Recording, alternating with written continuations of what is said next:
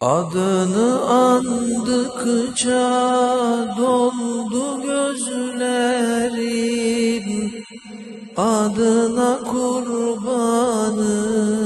ya Resulallah. Adını andıkça doldu gözlerim, adına kurbanım ya Resulallah. İsmini yazmışım derinlerime, adına kurbanım ya Resulallah, ya Habiballah.